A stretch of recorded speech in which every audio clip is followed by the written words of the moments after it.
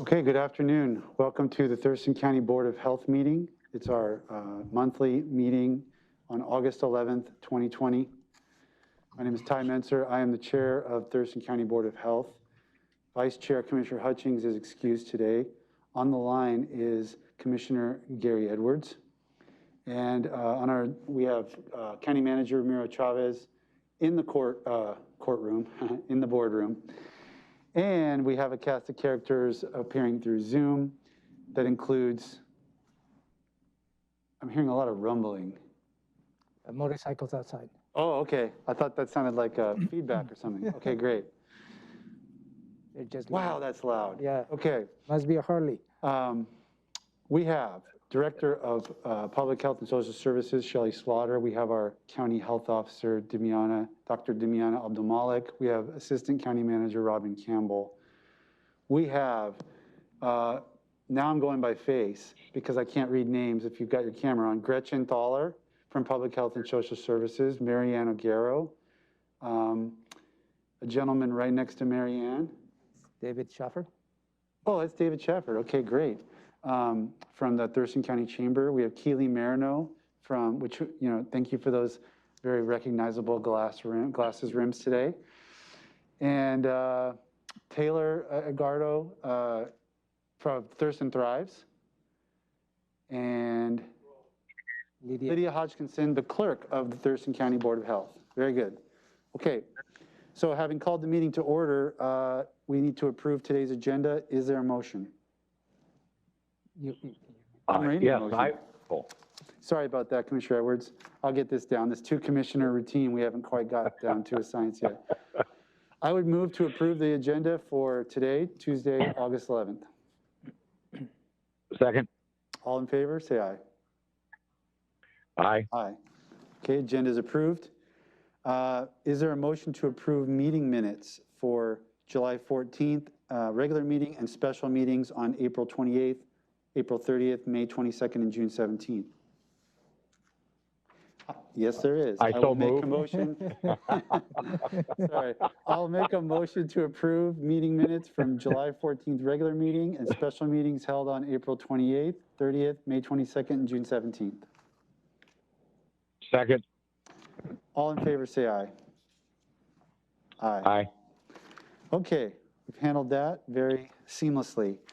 Now it's time for us to, number two, it's not number, oh yes it is. We've got our number on page 1. Page 2, opportunity for the public to address the Board of Health. Amy says there is no one signed up, and we will double check the line before we move past this item. Thank you, Ramiro. Good afternoon. For those who have joined us via conference call, if you'd like to provide public testimony before the Board of Health, please unmute yourself. You have 3 minutes. State your name and where you reside in Thurston County.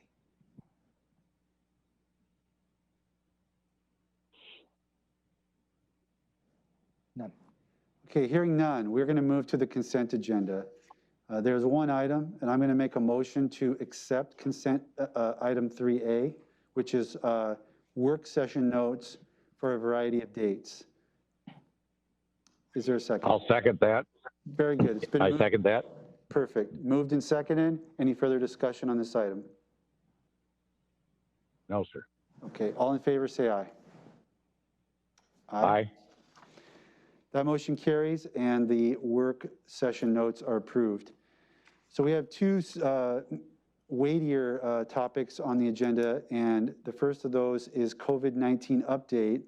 I'm going to ask Director Slaughter to frame this issue and hopefully start a discussion on this important topic.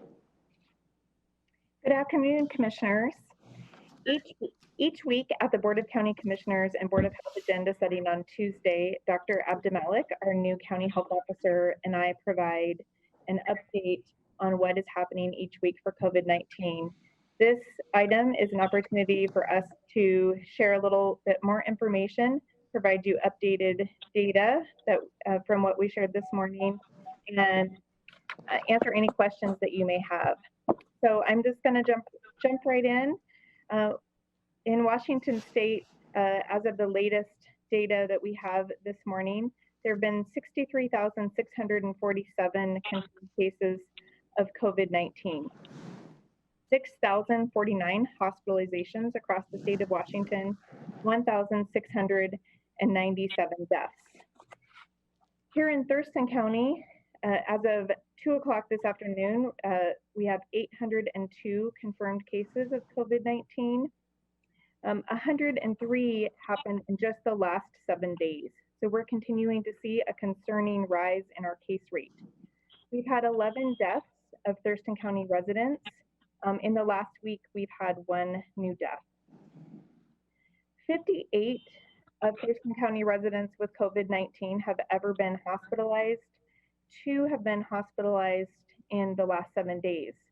Our current hospital data, which represents both Capital Medical Center and Providence St. Peter's Hospital, which both serve as regional healthcare hospitals in our community, report 14 current COVID positive patients.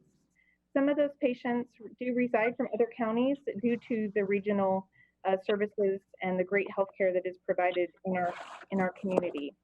I know Commissioner Edwards, you had requested some additional information earlier today, and I'll continue through the data and see if we can answer some of those questions.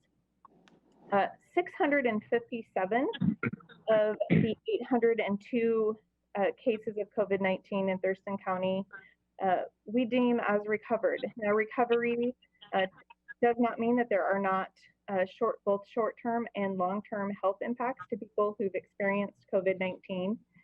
However, they've been released from public health isolation and quarantine. Currently, we have 3 ongoing congregate care outbreaks, and we've had a total of 5 to date. 4.7% of all COVID-19 tests conducted in Thurston County have tested positive. To talk a little bit about demographics and who is getting COVID-19 in our community, we've seen a great shift in the last month. When COVID-19 pandemic first began in Thurston County, we saw many of people in the older demographic being most impacted. In the last month, that has shifted to a younger group of people, with 14% of our COVID cases being under age 19. Our largest demographic that has contracted COVID-19 is 20 to 29-year-olds. And I apologize, I don't have that exact percentage in front of me right at this moment. Perhaps Dr. Abdemalik can help me out with that momentarily. In terms of gender, 52% are female that have contracted COVID-19 and 48% are male, which is consistent with our Thurston County population.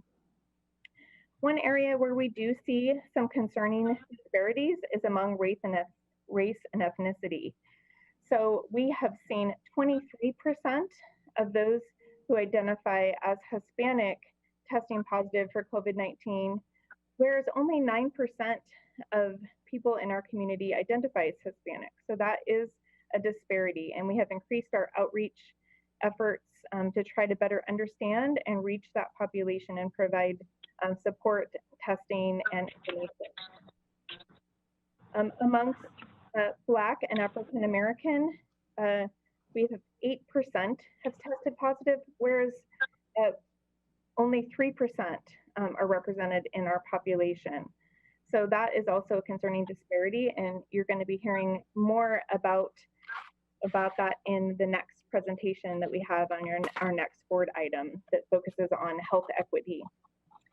Our hospitals, again, are reporting that they have adequate surge capacity at this time.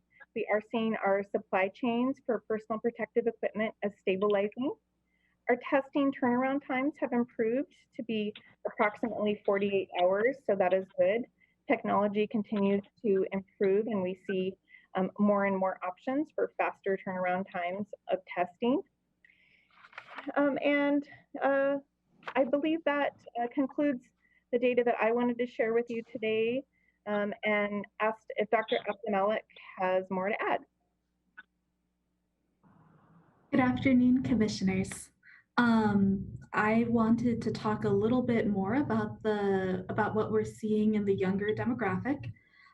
So over the past month, we've had 37 new cases of COVID-19 in the under 12 age group. This represents 69% of total cases for that age group. We've also had 38 new cases in the 12 to 19-year-old age group, which represents 68% of total cases in that age group have occurred since July 11th. So we are seeing an increase both in our community spread of COVID-19, as well as in the younger, the 19 age group. The 20 to 29-year-old age group accounts for 21% of total cases since the pandemic began, for a total of 168 cases. So in the face of this increased transmission, especially among children and school-age children, we stand by our recommendation to not have in-person learning and recommending distance learning at this time in this county. We did, in our recommendation, make an allowance for cohorted groups of children in groups of up to 5 students based on need for special learning opportunities. Over the past week, we have had more outbreaks. Some of this is due to a definition of outbreak in long-term care facilities. It has changed, as noted in my community letter, from 2 individuals testing positive over a 14-day period to only 1 individual testing positive, either a resident or a healthcare provider. And some of the increase that we're seeing is due to that definition change. At this time, we do not have so at this time, all of the facilities that are currently impacted are adult care facilities. One of the other things that is really important, especially in detecting outbreaks, is our case and contact investigations. So this is where our team goes and talks to people about where they've been, who they might have been in close contact with, meaning being less than 6 feet from the affected person for longer than 15 minutes. We are grateful to the public for their support in keeping track of where they've been and who they've been in close contact with. We wanted to assure the public that any information shared with us is completely confidential and we don't identify people in any way. This is only done because COVID-19 is a transmissible disease, and by being able to find out who might be sick, we can catch cases early and help people to stay home and stay healthy and keep their community and those around them healthy as well. Thank you so much, commissioners, and I welcome any questions. Commissioner Edwards, do you have anything for Shelley or Dr. A? Yes, I do, please. The reason I asked about the percentages, we've had this problem now, this virus, for the last 6 months, and we've had 11 people die, and we've hospitalized 58. What I'm really looking for is a percentage per capita of what the public has to worry about. I don't know if it's a 1/10% or a 100% that you're going to get sick and die and go to the hospital, but that's why I wanted to hear it from you folks so that the community is not speculating what that percentage is, because again, I want the public to be concerned, but I don't want to scare the public. So is there any chance, I don't know how you would pencil that out exactly, but here we've got 6 months under our belt. So if we times that by 2, that's a year. Is that what the numbers are? But per capita, we have very, very few cases. And I'm trying to get a handle on that. I'd like to have you folks as the professionals give those percentages out rather than me as a layman knowing nothing about it. So that's why I'm asking. Any answers on that yet? Thank you. Oh, go ahead, Dr. Abdemalik. Thank you, Commissioner. So the number that's really important to me as health officer is what we call the case fatality rate. And that is the number of people who contract the illness who die. And so that for our county is 1.5%. And so that's much higher than the flu, which is somewhere around 0.1%, just for context, which kills thousands of people every winter. So this is definitely a significantly bigger threat than the flu to our community. And that's why we're taking these mitigation measures as seriously as we are and making the sacrifices that we are.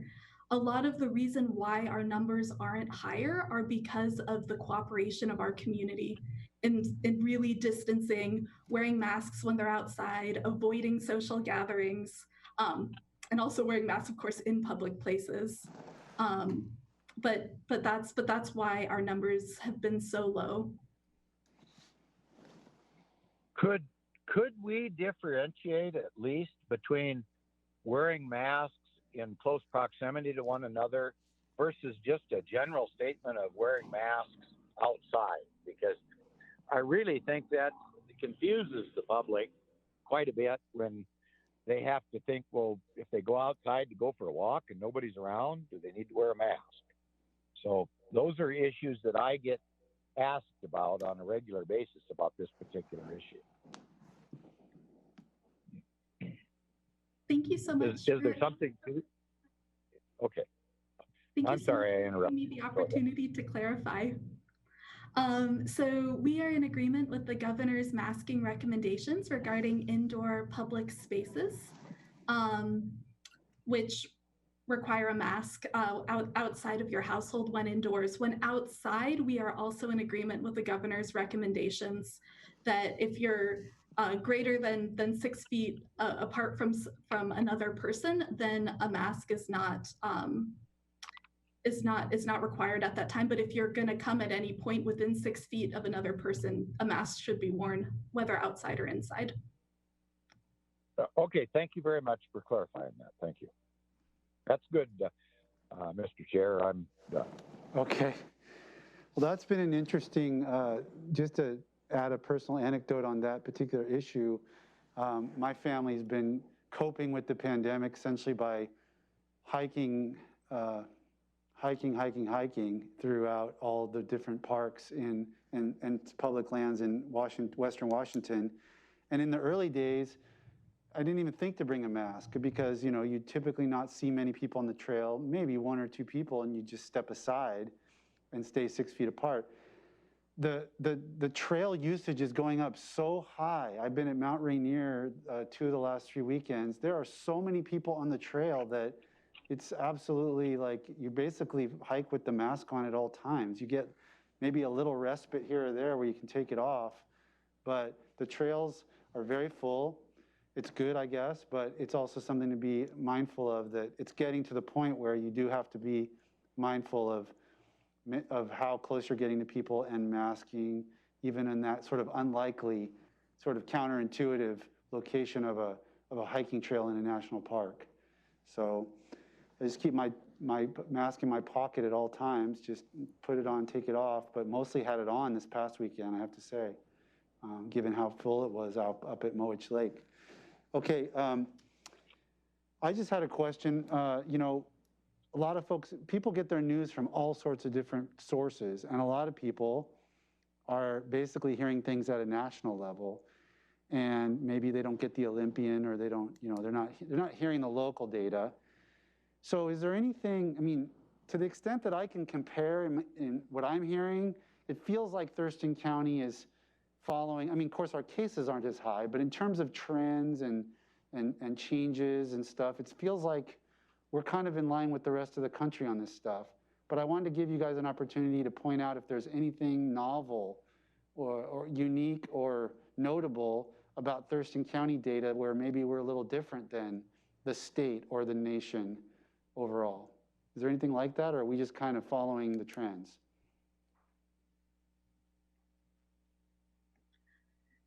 So in Thurston County, our overall trajectory for COVID-19 has followed a pattern that has definitely been followed by some other communities around the country. We had an initial wave when the pandemic first started, a first bump. Then the mitigation measures took effect. And then really over the past month, we've seen a significant rise in cases. So we're still in that second rise in cases. Just thinking about the number of positive cases we've had the last week, 113, our transmission rates are continuing to rise in our county. So that's where we're at in terms of our transmission curve. I know that each county, even within the state of Washington, is in a little bit of a different place. Yakima is starting to come down. And each county, just based on its local conditions, is very different. But that's where we are here in Thurston County. Is we're on a second wave. I believe that it was a couple weeks ago you were describing, I think it was you were describing that the transmission from the contact tracing was really a lot about social gatherings more than people at work or in economic activities. It's not going to the grocery store, it's the backyard barbecue is what we were hearing. And is that still accurate? And I think it's important that I want people to be very concerned, but I also want people to be able to conduct their economic activities and feel comfortable that it's not unsafe. I'm seeing a lot better, myself anecdotally, seeing a lot better compliance from our local business community in terms of signage, really clear rules that are easy to read and like in big letters, and people masking inside the stores and stuff, way better than I was seeing 6 weeks ago. So is it still the case that it's the social gatherings that are sort of causing the uptick in terms of our contact tracing information? So yes, so anecdotally, we're seeing a lot of social gatherings, and we're also seeing a lot of within household spread. Just meaning that if one person gets sick, then the rest of the household is very likely to also become sick. We are also seeing a bit of a rise as well in just community transmission, which would be work and outside, but that's a smaller percentage at this point than kind of the social gatherings and the within household spread. Okay, any further questions for Dr. A or Shelley on this topic? No, sir. Okay, thank you very much. Appreciate that. And we look forward to seeing you with another update next week. Okay, so that brings us to item 5, which will probably take the bulk of the rest of our time. Race and health equity is the topic. It's an important one. We have a number of folks on our panel. And I know there's a presentation, so I'm going to turn this to, I guess, Shelley to just kind of get us started on this topic. Certainly, Chair Menzer. Last month, we saw the tragic death of George Floyd, and we saw our community respond to that. We had community members that requested the Board of Health to consider declaring racism a public health emergency. Also, I mentioned in my last report that we have seen disparities we've seen health disparities amongst various groups in our community, specifically around race and ethnicity, that are being impacted by COVID-19. All of this has led to this presentation that you're about to hear from our wonderful guests and presenters, both from our department and in the community. Very excited to hear what they have to share in terms of data in our community regarding gaps and opportunities that we have to address racism as a Board of Health and as a community working together. So with that, I will pass it on to to our guests, and I think Marianne Guerrero is the lead for this. Marianne, before you start, I just would point out that Shelley mentioned that we were reached out to about this potential, resolution or health emergency, and we've got a couple of members of our Thurston Thrives team on this call, and it was none other than Megan Sullivan, Executive Director of Together and a key member of the Thurston Thrives Coordinating Council, who specifically reached out to the commission with a written appeal to consider this issue. So that's kind of who got the ball rolling and why we're discussing this today. That's really helpful to know. And also just to know, I probably have been asked about that topic of a declaration, a resolution, at least 20 times since George Floyd's death. I really appreciate the opportunity and the time you've spent to put this on the agenda and discuss this today.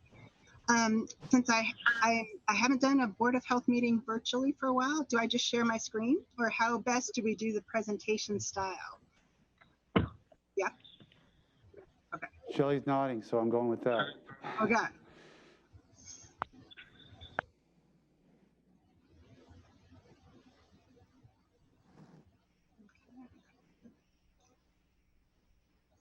So hopefully you can see that.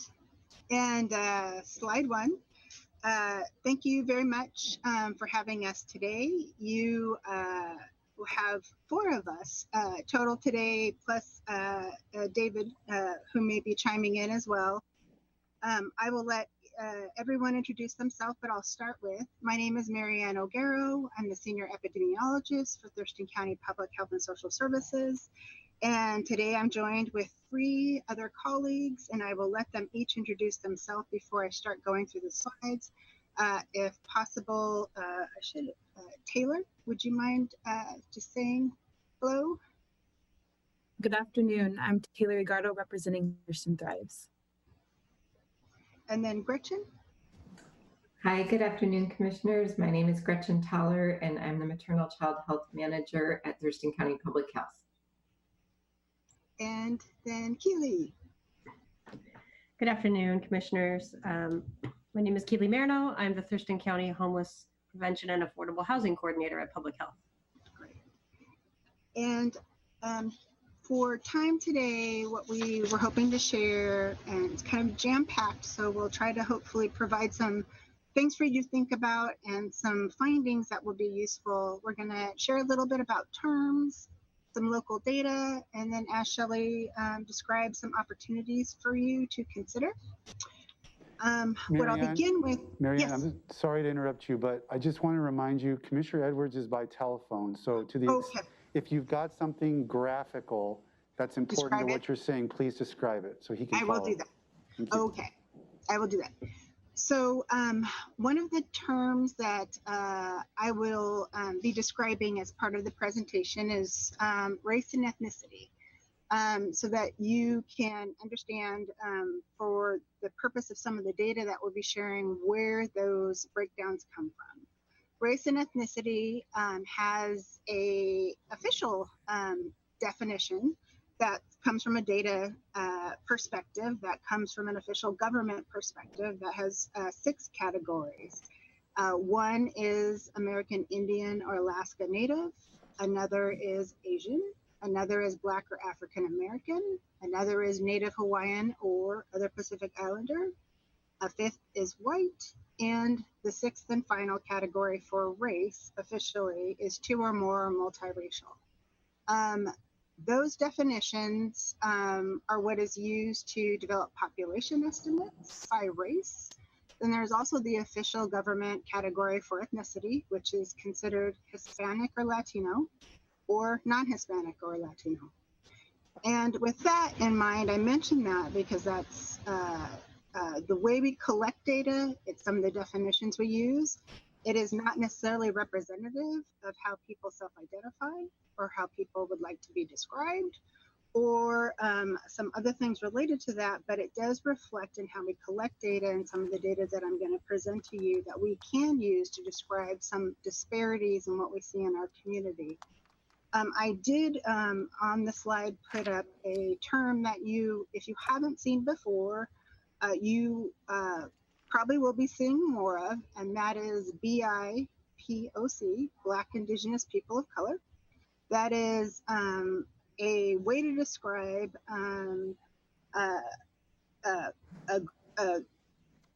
racial and ethnic combinations for our community that is more and more common, and that's kind of what we're talking about today.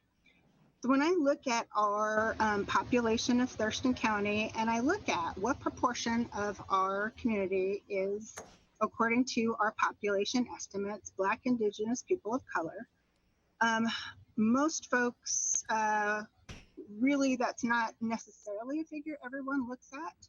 And in Thurston County, 1 in 4 Thurston County residents of all ages, 1 in 4 is a Black, Indigenous person of color. That is what our community looks like. That is 25%.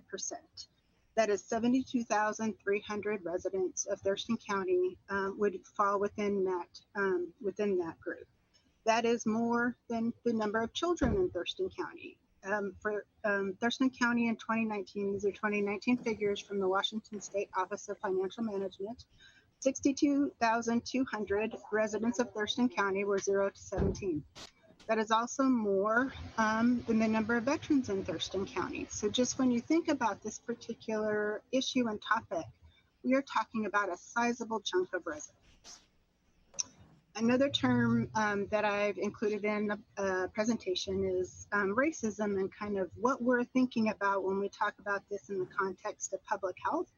And so that definition on the slide is a system of structuring opportunity and assigning value based on the social interpretation of how one looks, race. And as was mentioned by Shelley, when the death of George Floyd occurred, a range of things happened that brought this issue of racism and race to a different level than it had been before. And so I looked this morning, and as of today, the American Public Health Association has a website and a web page that keeps a running list of what state and local public health authorities have done around declaring racism a public health crisis, an issue. There's different ways that you would go about that, but some form of resolution. How many places have done that? And as of today, local and state public health authorities across 20 states have done that. And when I looked, since May is when they began placing them on their website, there is a constant stream up to new resolutions as dated as of August 4th and 5th. So I so appreciate you taking a look at this. When it comes to health equity, as this presentation is titled Race and Health Equity, the health department and our partners here today, Thurston Thrives, have been interested in looking at health equity for quite some time. We, in fact, embarked on an effort to look at health equity, which is defined on this slide as a commitment to a course of action that reduces and ultimately eliminates health disparities, so differences in health, because we would like to see health for all. And in 2019, Thurston Thrives partnered along with all of the multiple organizations that connect within Thurston Thrives to conduct a community health assessment that looked at health equity, looked at issues across the lifespan. And so I'm going to show you a few of the tidbits we found. One point I would say is, just so you know, when we look at health, one of the data points that we always look at is where does Thurston County rank in the county health rankings? And one of the things we're always trying to improve, even in pandemic times, we still want to be healthier. We're now ranked 9th healthiest in Washington State. We've actually slipped a little, so that we keep that in mind a little bit. When we look at life expectancy in Thurston County and we look at it by race and ethnicity, the slide I'm showing you shows the differences that you see when you look at how long do you live when you look at it by race and ethnicity. So if you're a Thurston County resident, and the data is from 2018, that's the most current I had available. When you look at it, general life expectancy is 80 years. You're going to live to be 80. If you are Hawaiian Pacific Islander, you are not going to see 80. You are more likely, on average, to live to be 74. There is an equity gap. That's what we would look at that. If you are Black or African American in Thurston County, you will not make it to 80 either. You are more likely to die by 76. If you are Native American, you are more likely to die before 80 as well. When we look at data and went through this process with Thurston Thrives, this is some of the things that we were looking at are some of the disparities, the differences, the gaps that are seen in other communities in Washington State, across the nation, true here? And then also, are we different in some ways because our population is different? And unfortunately, some of the gaps are absolutely here on a range of things. One of the other things I share with you here on one of the slides is cancer mortality, so cancer death rates. And the reason I show you that is because in Thurston County, cancer is a leading cause of death. Many places it's heart disease. In Thurston County, it's cancer. And thanks to Shelley, we joined up with Fred Hutch Cancer Research Center about a year ago, actually, because they were interested in partnering with Thurston County Public Health to take a look at racial disparities in cancer. And we started doing some work with them. That is a Western Washington project in reality. And this is an example on the slide where you look at cancer deaths and you look at cancer by race and ethnicity, and what you find is if you are a resident of Thurston County and you are Black or Native, your likelihood of dying from cancer is much higher. And the reason I bring that up in the context of race, racism, and health is one of the things that's true from what we've learned from Fred Hutch is there is an element of racism that affects cancer in ways that you might not realize. When I talked to Dante Moorhead, who is a researcher there that we have access to, he works on African American community research. He said some examples just to give you context around how does race play a connection in cancer deaths is they have found through research and studies that if you are Black and you show symptoms or you discuss pain or you describe other things, you are treated differently in a healthcare setting. And therefore, treatment and care can be delayed as well as testing. And if you delay things in cancer, you have less likelihood of living. So cancer care is connected to race and racism. One of the slides I'm showing you now is hopefulness for youth. So this is 10th graders in Thurston County 2018 Healthy Youth Survey by race and ethnicity. And what it shows you on this slide, higher is better. You want kids to be more hopeful. And this is something our county has been very interested in is positive, future-oriented mental health for kids. And what you find is the least hopeful group in our community was Hispanic youth. And that's something that's very concerning because it actually has significant impacts on health. Infant mortality in Thurston County, unfortunately, has a profile that's seen across the nation, and that is if for babies that are, the infant mortality rate for Black babies is extremely high, significantly high. And I know our department has been concerned about this. And so this is an example of another finding that we found through this work with Thurston Thrives. And I could go on and I won't because this is sad. But to answer the question of, do we have work to do in Thurston County? Absolutely. Do some of the things that we wondered exist here, this work we did with Thurston Thrives set some foundation that we can work from and build from. And Taylor's going to share a little bit more about that.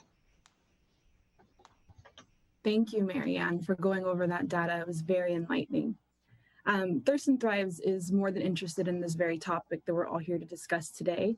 Our desire is to have the reporting around this topic continued to support any projects or any solutions that can be implemented within our county. Marianne's data shows that there is disparities from birth to death, and that element alone is strong enough to convince Thurston Thrives as an organization to take a closer look at this.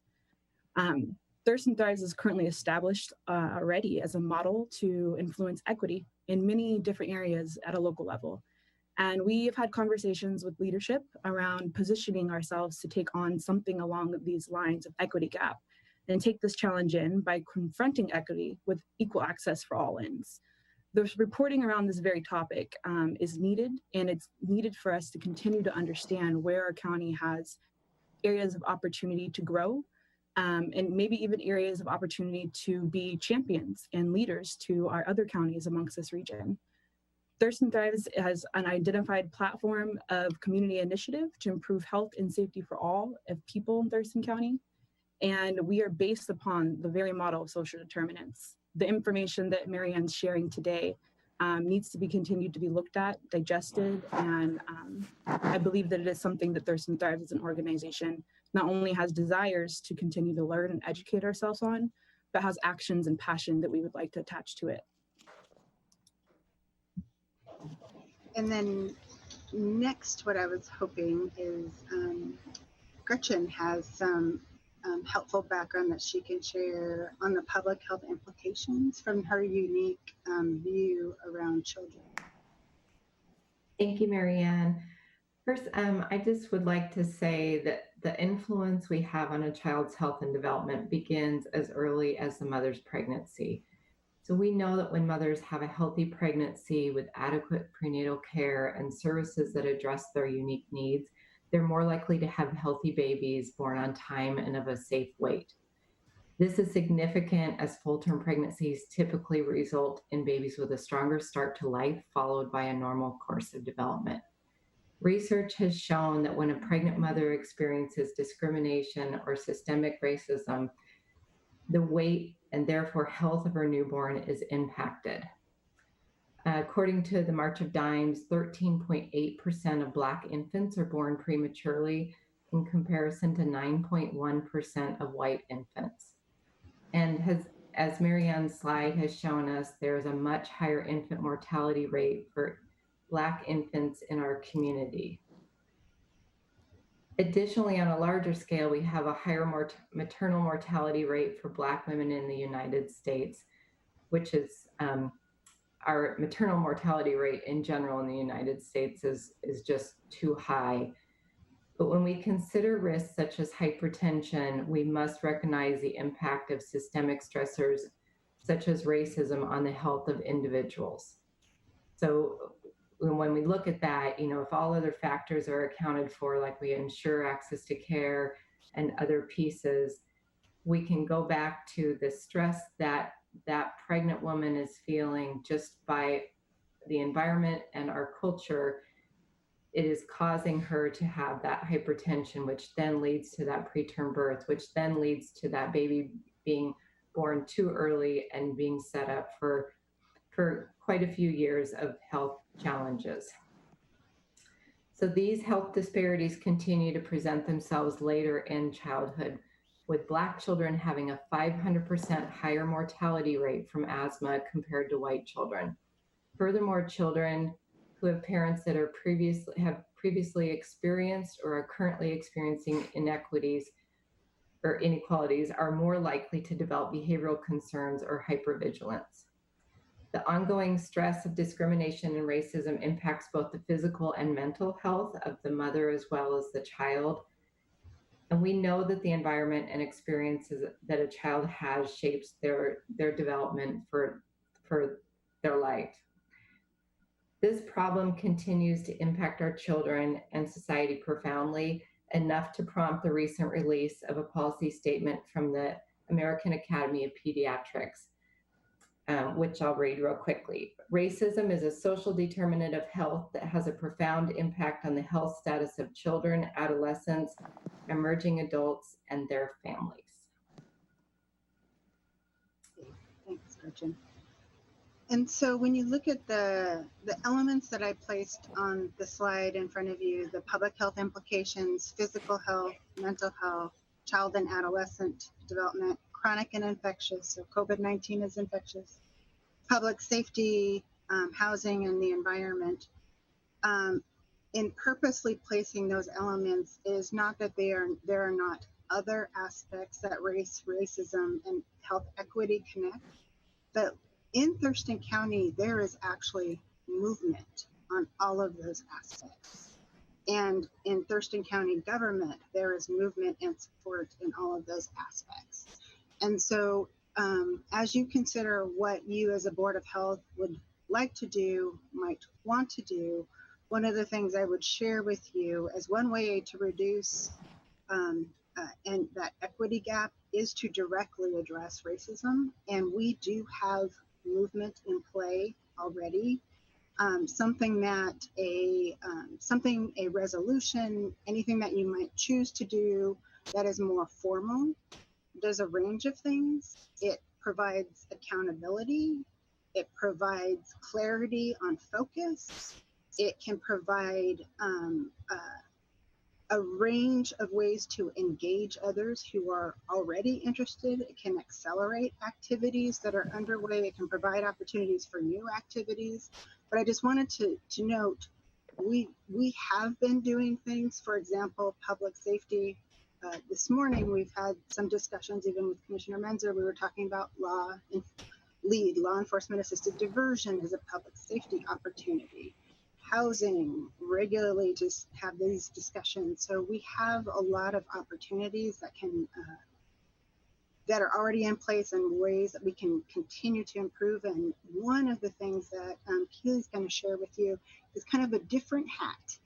And so within the public health department, one of the things that we did as part of our 2020-2024 public health and social services strategic plan, which though we have COVID-19, we insist on trying to continue to take action on it. And that is address racial equity. She's going to share with you one of the things that we are working to move forward, which could be part of a resolution or an opportunity should you so desire. Great. First of all, I just want to thank you, Marianne Ogaro and Taylor Grotto and Gretchen Toller for all of your hard work in our community and for sharing what you've shared so far on this panel. So this is a topic that is personally very important to me and definitely plays a huge part in the work that I do at public health regarding homelessness. As many people have heard me speak about, that almost every contract that's coming down through the Department of Commerce has a focus and an emphasis and an expectation that all the work surrounding houselessness and homelessness will have higher and better and more equitable outcomes for communities of color as far as accessing permanent housing. And there's a reason for that. Across the board and nationally, people of color are disproportionately represented in houseless communities, experiencing poverty, and experiencing deaths by COVID-19. It's time, there's a call, there's a time of reckoning around exploring, especially in local government, around policy and how policy is made.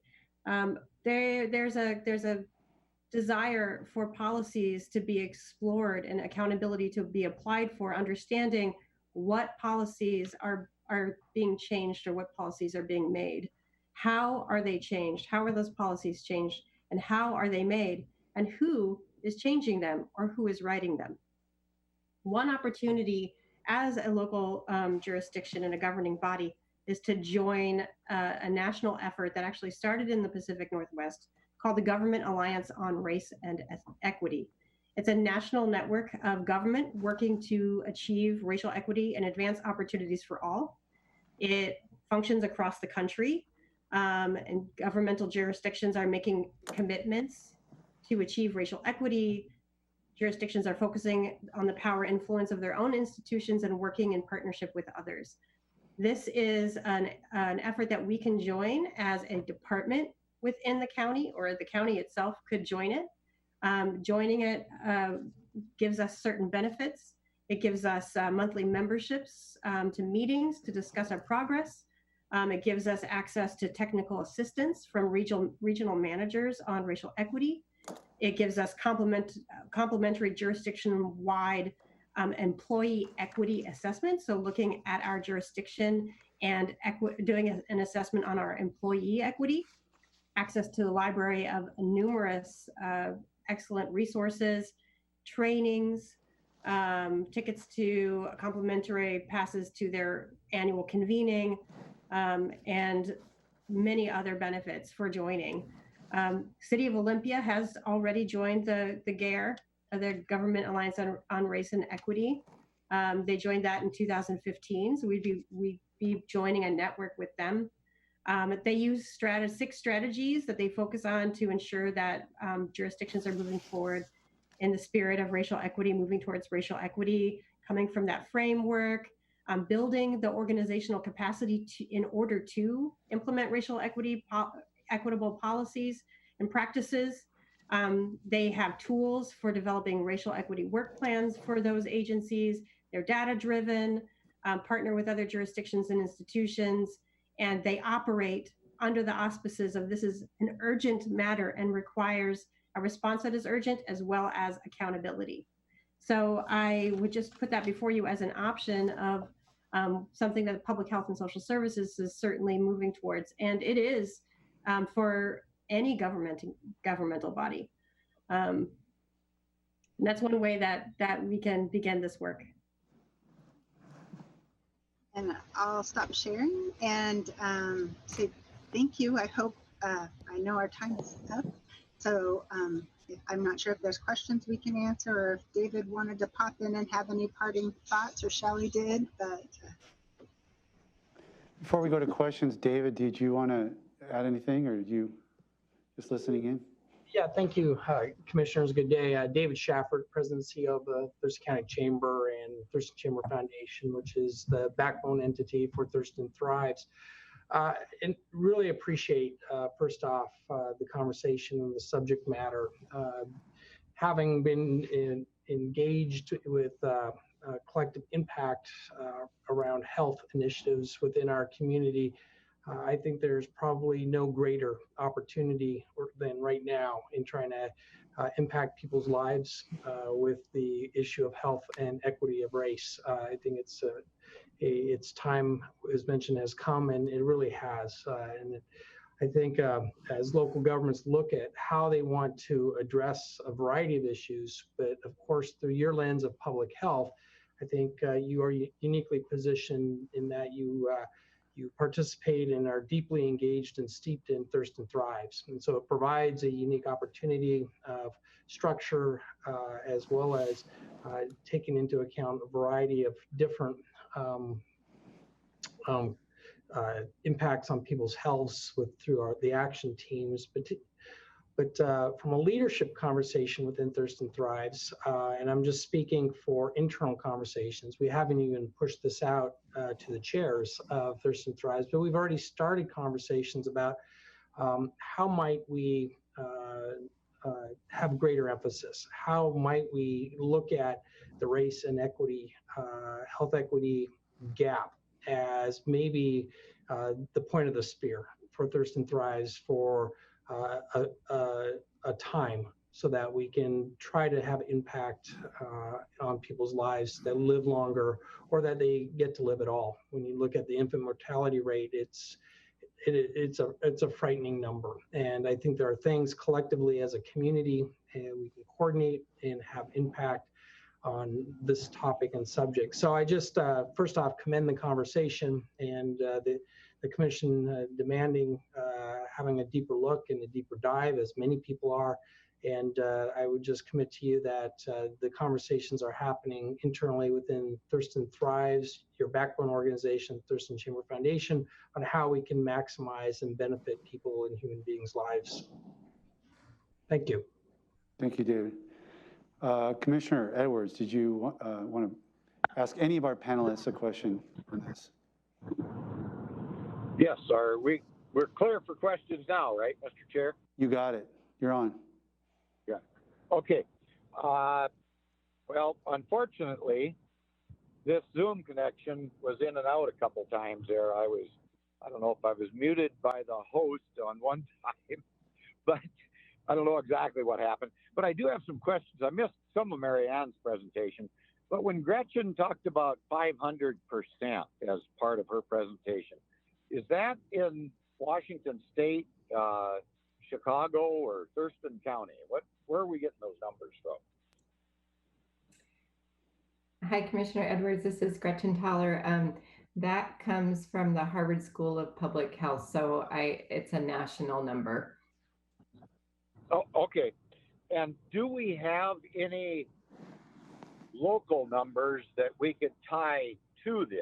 And I guess where I'm going with this is missing part of the presentation, at least the part that Mary Ann was giving, and comparing what disparity might be taking place here and the demographics here, and then mixing the national scene, I guess, with what's going on here in Thurston County, and then my own personal experience of being a lawman since the late 60s, where I really saw some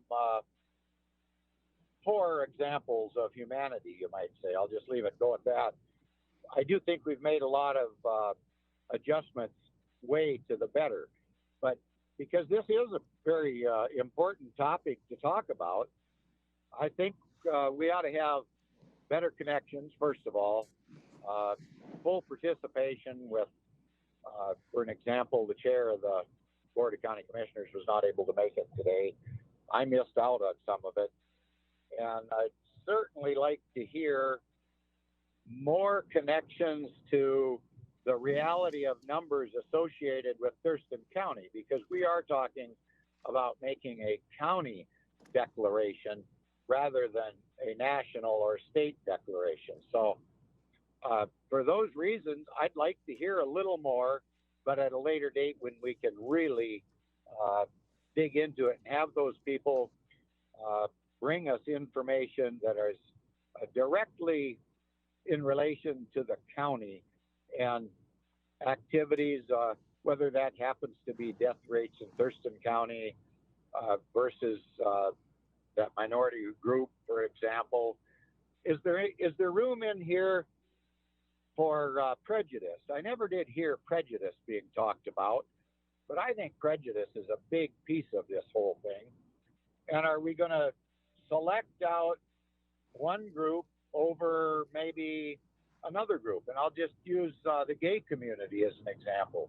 Don't they suffer from a lot of some of the similar injustices we're talking about from a national perspective? But I don't know how bad that is here in Thurston County. I've never been educated on it, but I like to think we're a pretty civil group here in Thurston County that mostly treats people well. I mean, if we go by what my parents taught me, which is treat everyone the way you'd like to be treated, life is pretty simple if you really think about it. And I'd like to see the comparisons.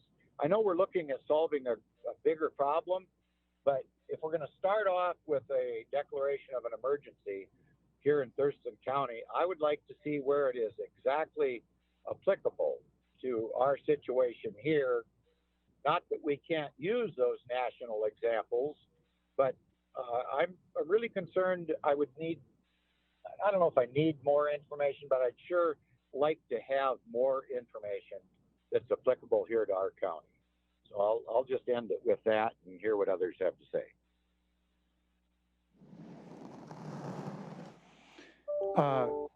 So I've had the frustration that Commissioner Edwards had with the connection to meetings and missing pieces. I would encourage you, Commissioner, to Mary Ann's slides are very simple and clear, and I'm sure you can just look at them at your next convenience and kind of see, because it was Thurston County related. Just looking at overall aggregate outcomes on different indicators. I know what you're saying about specific instances of prejudice, but we've got the data here about I agree with David that the infant mortality, for example, is pretty shocking. It's a factor of 2 that you see a health disparity there that doesn't lend itself to an easy explanation. Where I'm coming from on all this is that I have an absolute commitment to bold action on the part of Thurston County to address this issue. What I've been struggling with and looking forward to kind of talking about, both with my seatmates as well as our experts on this panel and other community members, is what's the right mechanism to be most impactful? I've got, for example, I can't remember if Megan sent this or if I looked this up myself, but I've got the King County and Pierce County resolutions to see what they actually did.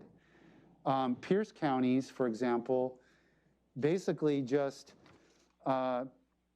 goes through each piece of the law and justice system, the sheriff's department, the court, the public defense, the medical examiner, the prosecuting attorney, and asks each department connected to law and justice to review current policies and procedures. So that's really all it does. It asks each department to do that, and whether that needed an emergency declaration to do or could have just been done through some other mechanism, I don't know, but that's Pierce County. In King County, it's a little more wide-ranging. It's not just a policy review, but it's pretty vague in terms of what it's going to accomplish.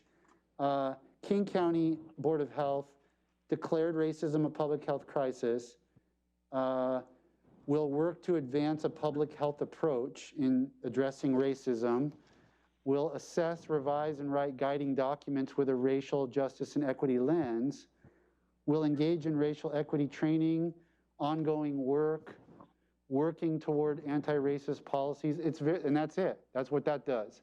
So there's really no specific dollar amount, staffing commitment.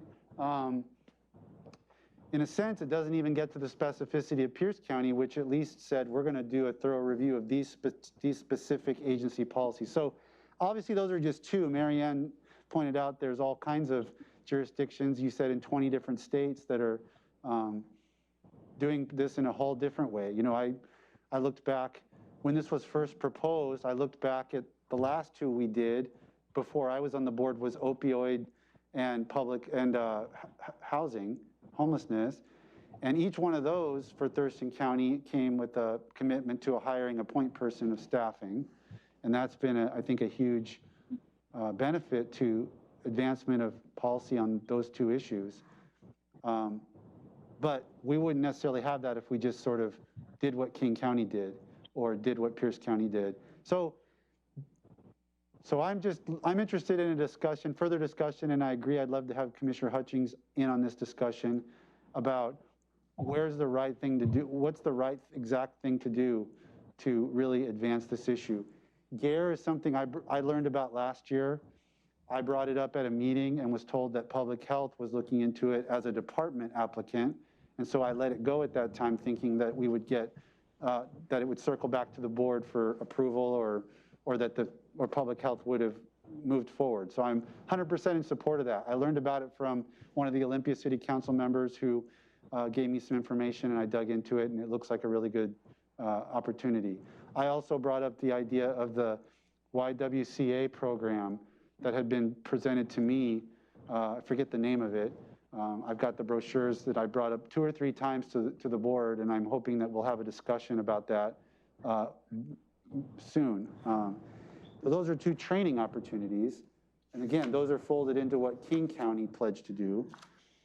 I would like to, so you guys don't need to convince me that we need to do something and it needs to be meaningful. I guess I'd like to hear what the steps, most important steps are, and whether an emergency declaration needs to be part of that, or whether they can just be, we can do all the same things without an emergency declaration. I get nervous about too many emergencies and diluting the,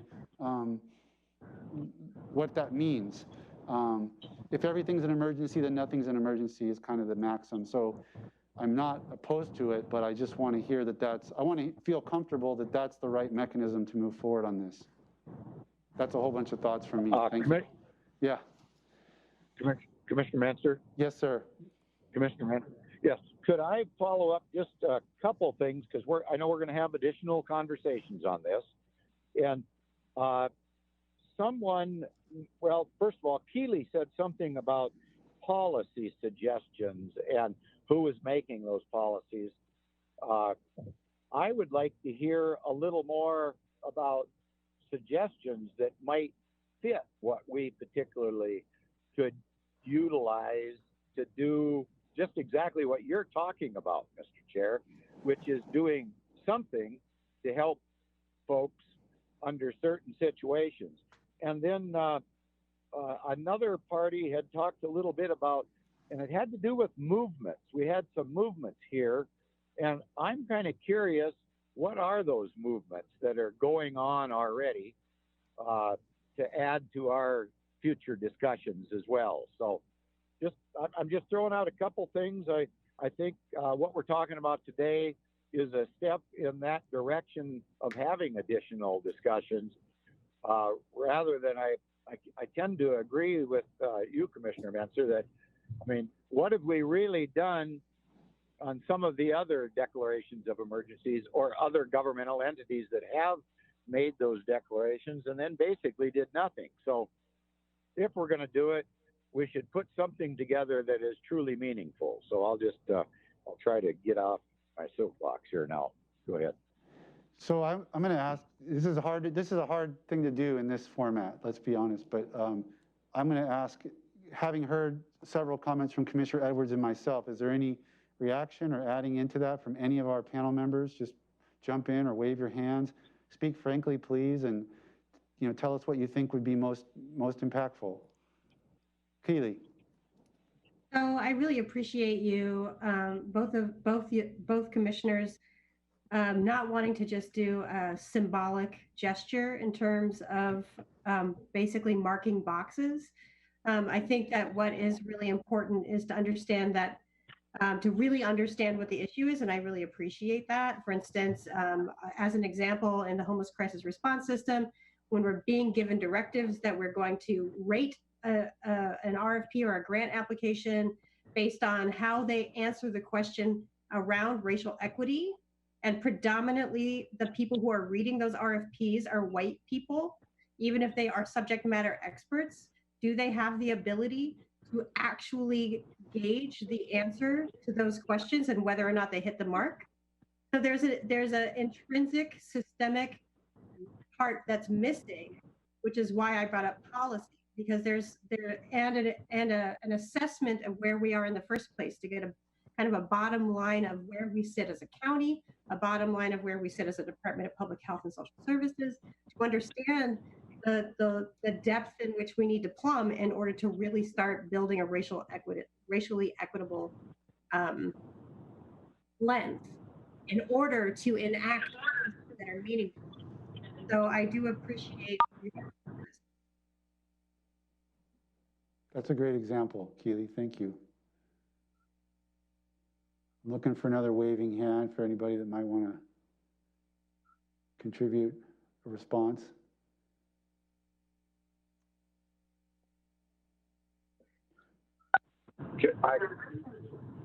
Commissioner, go for it. I missed some of that again. You missed some of what Keeley? Ty, were you referring that to me? I'm sorry. Oh, no, I was just asking, Commissioner, actually, I'm looking at the panel up on the screen and seeing if anybody wanted to sort of react to our comments or Keeley's example in terms of ways we can advance this specific. I think Commissioner Edwards and I are both looking for ideas of a specific step. We can certainly cook up a resolution along the lines of Pierce or King County or any other county, but is it going to have the tailored actions that are going to advance, issues? And Keeley's comment is a very good one. It just gives an example of how this is a deep. Nothing we do on a superficial level is gonna solve any problems. It's going to take a deeper, sort of thorough look at how we go about things. With that example is a perfect one. Yes, Gretchen. Going back to the infant mortality piece, any loss of life is tragic, and especially of an infant. We in Thurston County, in our maternal child health needs assessment that I submitted to the state a year ago, we identified that the infant mortality was an issue in our county. We've gone up in that in the last several years and have been higher than the state average. So having 13.8, well, sorry, wrong percent. It was, I think, 9.9. Is that right, Marianne? So for Black infants, it was double the rate of white infants. That just, like you said, Commissioner Mentor, that's so impactful and hits you at your core. I think for me, part of moving forward with this would be to really be intentional about partnering with our healthcare providers and other services for families to make sure that we are taking steps as a community, as a public health department, to work together to address this. Because, like I said, any loss of life of an infant is tragic, and those numbers are just too high. It's alarming to see a rate double of other races. So I guess that's what's on my mind. Could I don't know if Dr. Abdul Malik wanted to weigh in what she sees as the wisdom of a step like this, or Shelley.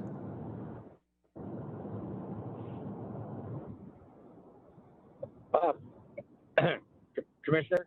Yes, sir. Somebody they hesitated to speak up, so I guess I'll speak up again. You can't leave Commissioner Edwards an opening Anyway, like that. yeah, you can't pause, because what Gretchen was just talking about there, and so based on that, is there some specific information that we could put into the conversation that might help us to rectify the problem that she's pointing out? And maybe that is a step, a starting point or something, but I wouldn't anticipate people this afternoon being able to come up with that perfect list, but I think that's an example of what could we do to prevent the exact things that Gretchen is referring to when it comes to our youth. I mean, all of you have heard me say for years that, kids are 30% of our population, but 100% of our future. And I think we have an obligation to do everything that we can possibly do. So I'm just using that, kind of expanding on what Gretchen was talking about. Let's hear some solutions as to what are readily available that fall within our bailiwick, and see if we can't do something like that, rather than just make a declaration like you've said, Commissioner, that really doesn't end up meaning much. What I was before I get to Dr. A, what I was really interested in about the YWCA program as it was presented to me is that they do a comprehensive review with you, and they'll meet you where you are, whether you're an organization that's really at the starting point of this type of effort, or whether you've got some advanced ideas and policies that you're trying to advance. They work with you and kind of assess you and give you a roadmap for what to move forward. And that was attractive to me, because I think there's too many things that I'm just not going to be able to see sitting where I'm sitting. I need help with that. We need help. So that was why I thought, as a starting point, that might be a good place to get going. Dr. A, I'm sorry, you turned your camera on. Give you a shot.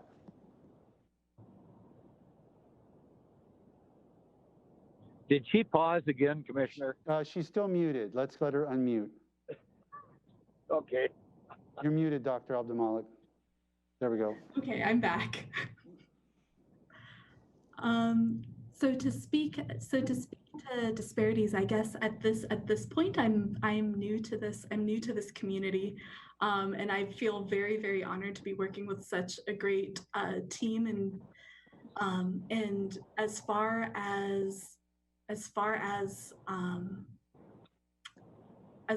my plans go, having these sorts of conversations and presentations are definitely a first step. And I know that this conversation is going to kind of continue with us within our department as well.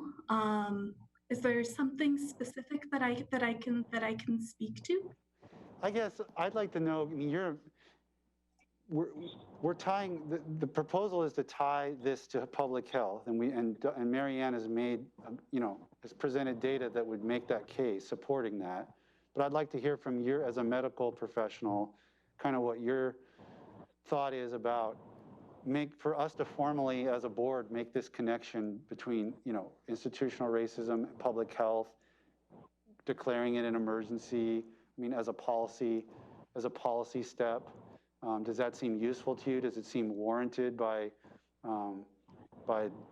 data and evidence that you're familiar with? Does it seem, would that be something that you would recommend doing, or is it something I would definitely recommend. Using that. So institutional racism is an emergency. As we've heard, it does impact the health of well-being of everyone across the country and within our Thurston County community. So in my medical opinion, I definitely agree with that proposal. I'd like to, Ramiro wanted to be heard. I'm going to go to Ramiro, and then I'll go to Commissioner Edwards.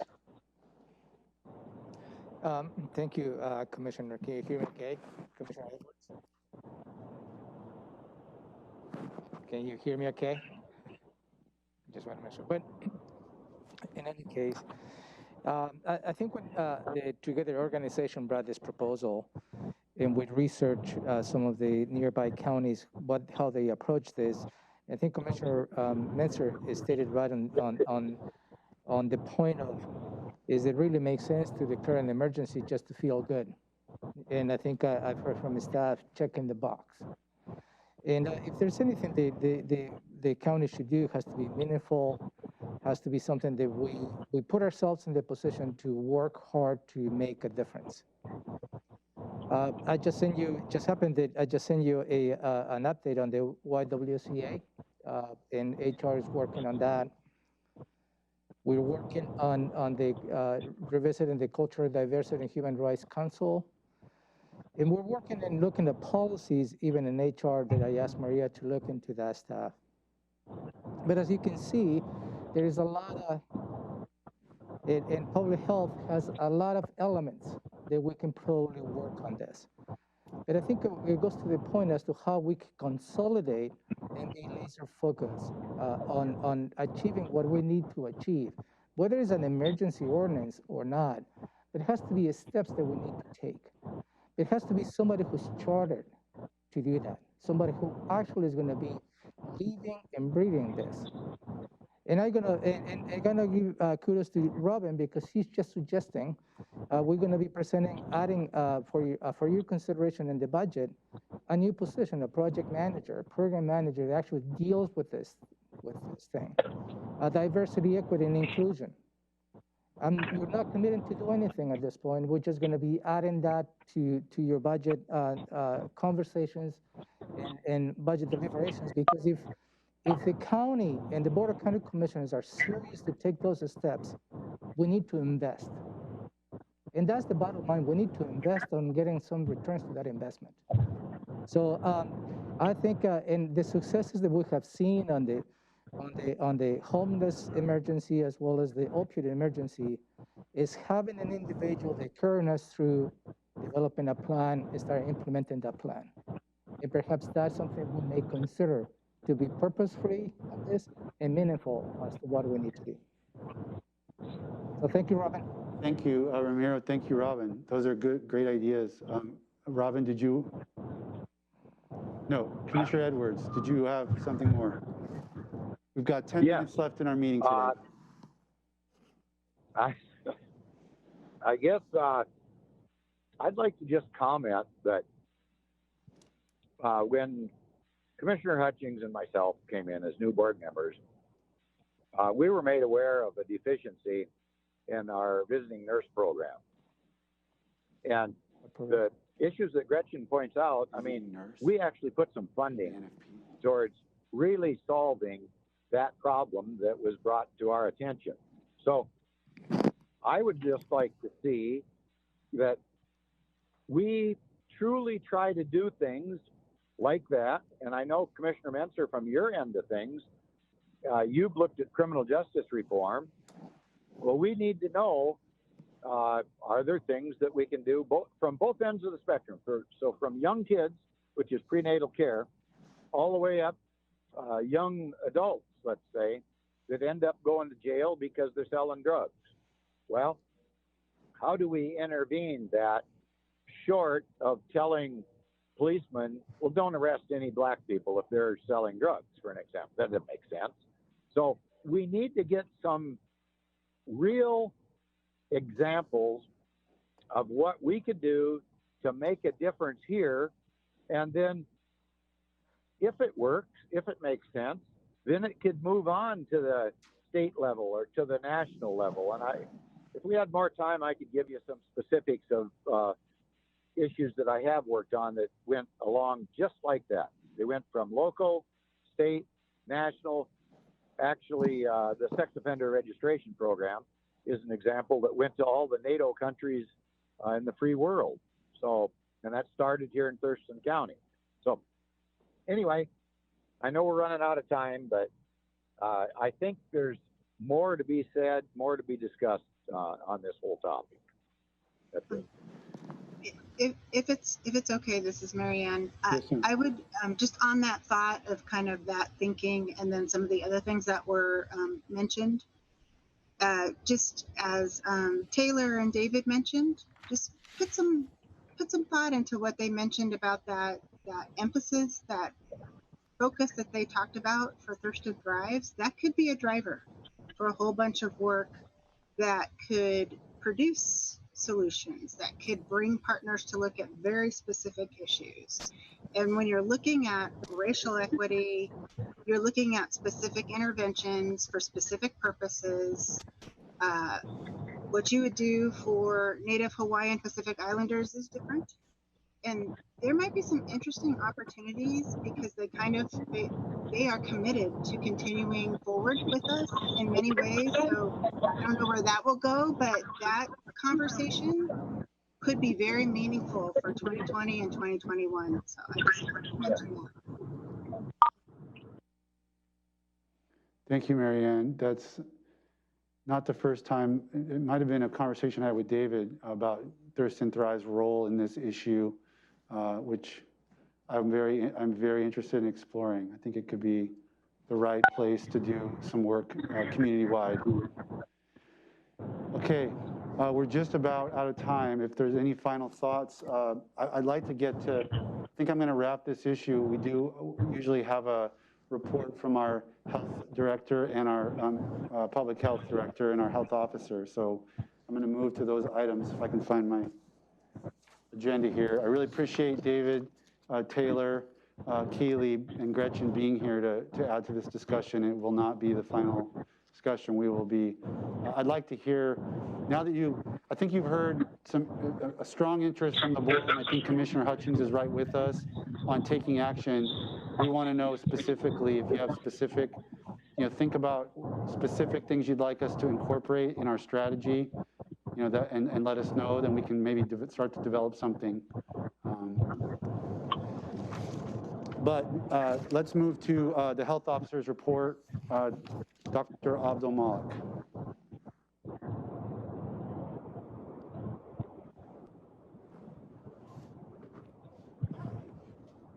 Good afternoon, commissioners. Thank you so much for this opportunity to address you. Here in Thurston County, we do have a vibrant and diverse community with varied needs, and we do have some significant disparities, some of which you've heard about earlier today. we are seeing what we're seeing here is a microcosm of what we're seeing across and around the nation. As we work towards addressing these disparities through specific programming, I look forward to being a collaborator and a facilitator going forward. In terms of our county, it's always good to remember kind of the underlying systemic things that cause that cause such differences in how people, looking at the social determinants of health and how things that are outside of people's control, but which we can address, definitely determine kind of disease severity and as well as the trajectory that people take in terms of and challenges they face in having a healthy life. At this point, I know right now we're all kind of focused on COVID, but it's good to remember that even though we are seeing health disparities within the COVID-19 response, there are many other facets. And going forward, I look forward to being a partner working on those things. Thank you.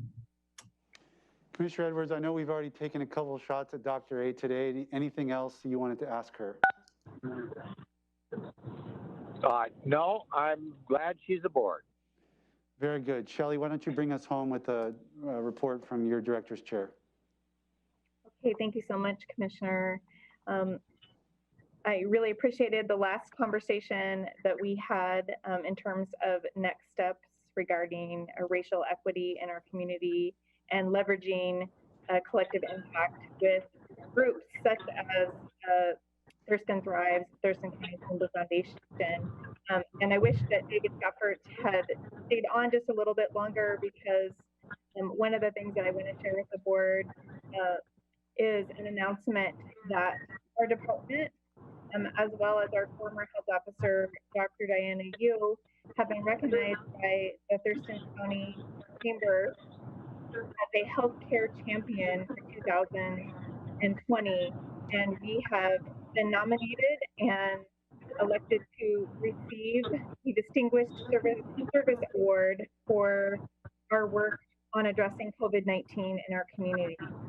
I'm very honored and proud that our department has been selected, and really just want to extend my thanks and pride and appreciation for all of our staff, both on our incident management team and within all programs of our department, that have worked so hard to protect our community and to prevent and respond to COVID-19. So we're delighted and honored, thankful to the Chamber Foundation for the nomination, and look forward to a celebration later this month. And perhaps next time I'll be able to share the awards that we received. So thank you for that. I also want to provide a few other updates of things happening in our department. One of the things that members of the public and the board may have heard about is a recent onion recall. So onions distributed by a company from Spokane have recently sickened 640 people in 43 states with salmonella, including 25 cases in Washington state, and we've had one here in Thurston County. These onions were distributed to all 50 states, as well as Washington, D.C. and Canada, and additional recalls are beginning. So we ask members of the public to please pay attention if they have eaten onion or products that commonly contain onions, such as salsa. Please watch out for symptoms of salmonellosis, which can cause diarrhea, fever, chills, abdominal discomfort, and vomiting. And please contact your healthcare provider or department right away if you experience this. At this time of year in the summer, we also frequently see algae blooms in our local bodies of water and lakes. We're currently monitoring algae blooms on Lawrence Lake, Long Lake, and Patterson Lake. Toxin is present in 3, but these are at level below the public health advisory level. Long Lake Park was recently closed by the city of Lacey because an algae bloom reduced the water clarity to unsafe levels. So far, we've taken algae samples at 6 lakes in response to citizens' requests, and we really appreciate the citizens that help us to monitor algae blooms and encourage people to please visit our website and report to us if you identify a suspected algae bloom in a local body of water, and please avoid it if you do see one. Keep your pets and kids away from algae blooms. This time of year also, we get a lot of calls from people who have encountered bats. Bats commonly carry rabies, and it's something that we are very concerned about. Bats get into homes during warm weather through open doors and windows, and we encourage people to make sure that they have doors and windows closed, especially at night when the bats can come out. People who have questions can call us at 360-867-2667 if they find the call. And above all, please do not handle bats or wild animals, and please do not allow children to touch bats or animals, either alive or dead. Make sure that your windows, screens that are in good repair, and fill any holes that you might have in it. So if you do encounter a bat and have any questions, please contact our department. Another thing that we really worry about in summer is sunburn. Even though we live here in the Pacific Northwest and we don't see as many sunny days as we do elsewhere, it's been a very lovely summer, and even on cloudy days, you can get a sunburn in as little as 15 minutes. So the CDC recommends staying out of the sun between the hours of 10 and 4 when those UV rays are the highest level, and always wear sunscreen when you're outside in the summer and outside with children. Other things to be aware of in terms of accident prevention and safety for children is this time of year, many people are outside, and especially during COVID times, trying to find opportunities to keep kids healthy outdoor exercising. And please remember to make sure that children who are riding their bikes are doing so on sidewalks and they're wearing helmets properly. Also, please be mindful of children who are near water. So even a small backyard pool that many people have right now as they stay home and try to enjoy the weather as best they can, have backyard pools, or perhaps we have many lakes and rivers in our community. Please keep an eye on children at all times. Never take your eye off a child, and always wear a life jacket, even for adults. And finally, even though our health officer does not recommend in-person learning in our schools this fall, this is a time of year when many families get those preventive checks for their children and get up to date on the vaccines. And we encourage people to please continue to make those appointments for your kids. It is safe to go to your pediatric visits and visit your healthcare providers. They do an excellent job of keeping our community safe. Do not delay preventative care. And please be sure that you are up to date on vaccines. And with that, I'll conclude the report. Commissioner, you have any questions for Shelley? No, I don't. Can you hear me right now? We can, yes.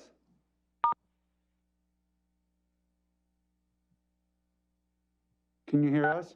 Okay. I'm okay now, right? Yep. Yep, okay.